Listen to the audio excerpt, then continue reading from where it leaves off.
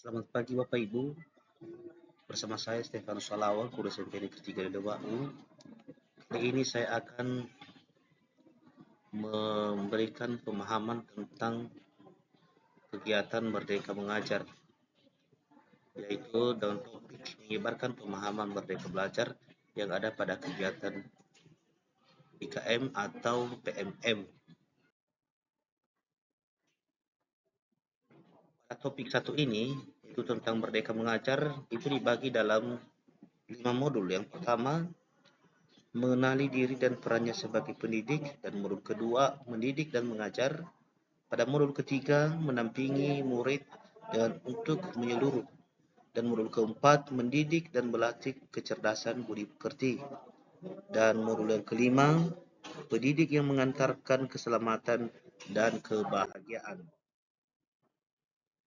Materi 1, mengenal diri dengan perannya sebagai pendidik, dibagi menjadi 3 modul. Yang pertama, mengenal diri dan perannya sebagai pendidik. Dan materi yang kedua nanti, apa peran saya sebagai guru, dan yang ketiga, ingin menjadi guru seperti apa saya nantinya. Modul pertama ini mengenal diri dan perannya sebagai pendidik. Pertama-tama kita dulu harus mengenali diri sebagai pendidik, di mana pendidik itu menuntun tumbuh atau hidupnya kekuatan kodrat yang ada pada anak-anak agar dapat memperbaiki perilaku. Bukan dasarnya hidup dan tumbuhnya kekuatan kodrat anak. Selain itu, mengenal diri dan perannya sebagai pendidik, kita juga tahu harus apa peran kita sebagai guru, di mana peran seorang guru pendidik sangat besar. Setiap kali kecil yang kita sampaikan di kelas akan berkontribusi pada kecakapan hidup anak saat dewasa. Semua yang kita rancang untuk disimak oleh siswa-siswa atau murid-murid peserta didik mesti bertujuan, sebab saat mengajar dalam kelas, ibu dan bapak guru sebenarnya sedang membentuk masyarakat, membentuk budaya masa depan lewat murid-murid kita. Selain itu juga mengenal diri dan perannya sebagai pendidik, seorang guru juga harus tahu dan ingin menjadi guru seperti apa, dan harus memiliki konsisten dan harapan menjadi seorang guru yang profesional, di mana menjadi sosok guru yang didolakan harus menyenangkan dan berusaha terus beradaptasi dengan perubahan atau perkembangan zaman.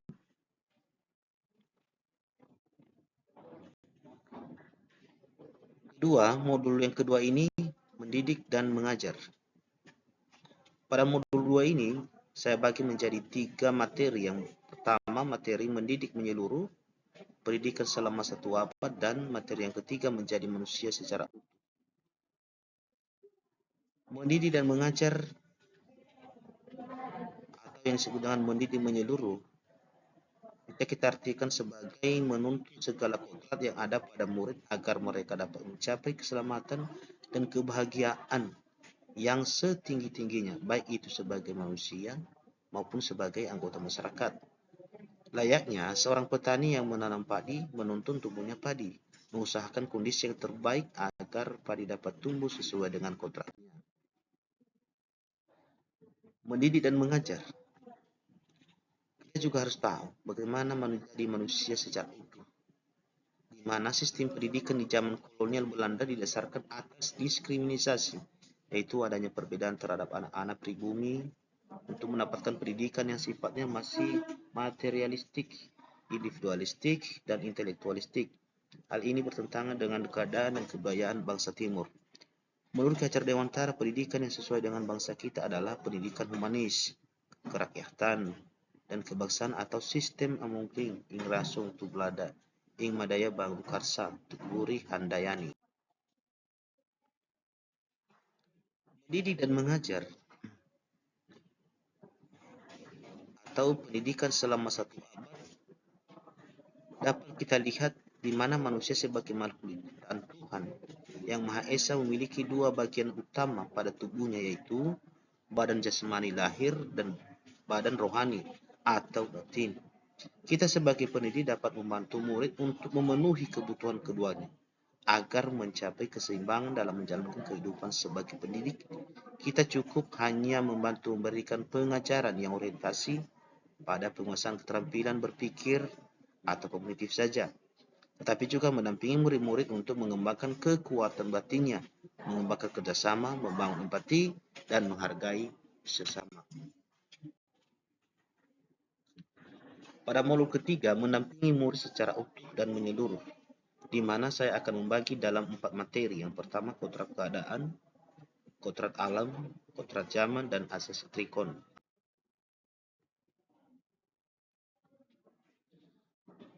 Pada kodrat keadaan, yang perlu kita ketahui di situ adalah di mana kodrat keadaan terdiri dari 2 hal, yaitu kodrat alam dan kodrat zaman, yang berdasarkan pendidikan murid berkaitan dengan sifat dan bentuk lingkungan di mana mereka berada. Kodrat zaman adalah bagian dasar pendidikan murid yang berhubungan dengan isi dan irama perkembangan zaman yang bergerak dinamis.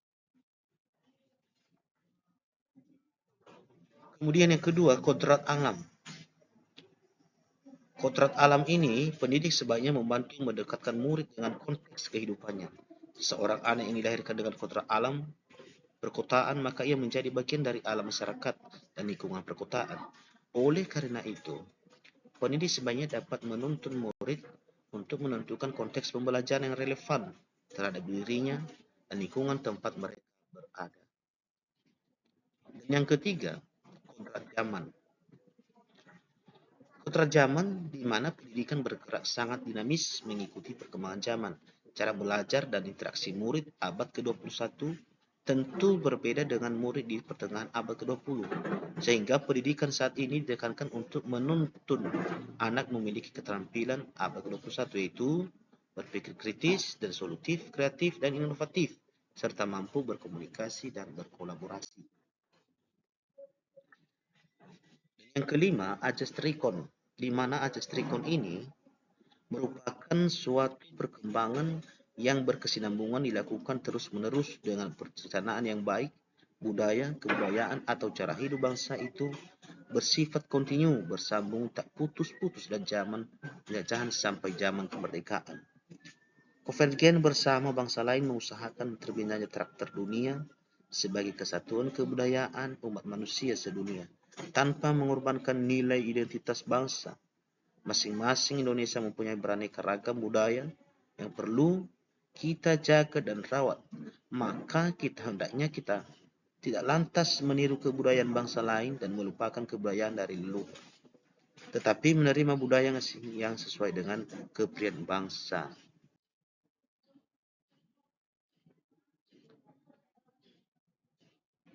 Sekarang masuk pada modul keempat, yaitu mendidik dan melatih kecerdasan budi pekerti.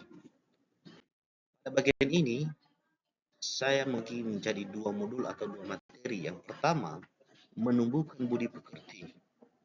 Bagaimana sih cara menumbuhkan? Atau apa yang maksud dengan menumbuhkan budi pekerti?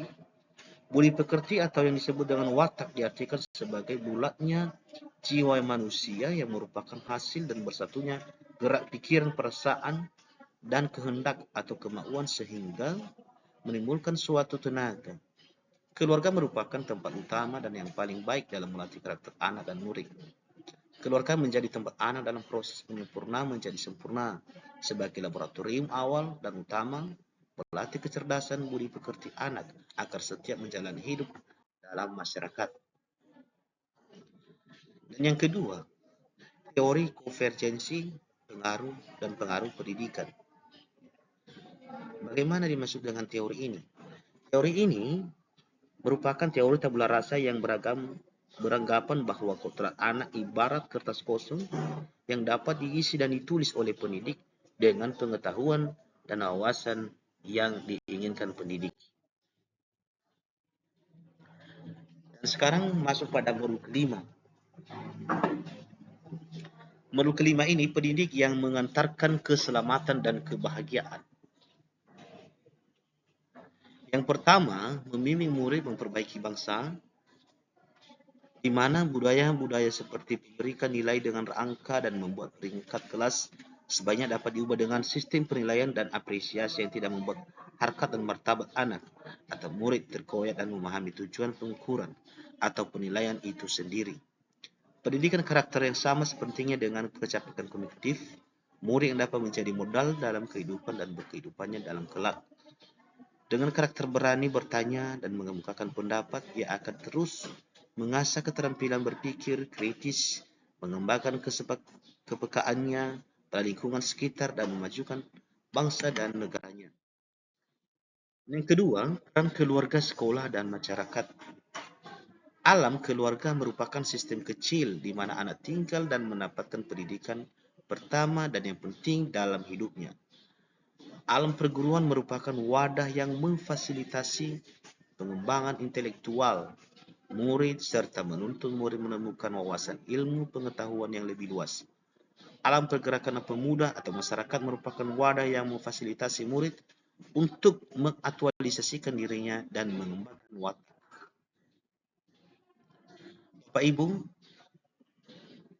guru-guru hebat dimanapun berada, pada sesi ini, maka inilah yang bisa saya sampaikan tentang aksi nyata saya tentang pemahaman merdeka belajar. Dan sebelumnya saya ucapkan terima kasih. Selamat pagi, Ahohu. Salam guru hebat dari SMP 3 Lelewak.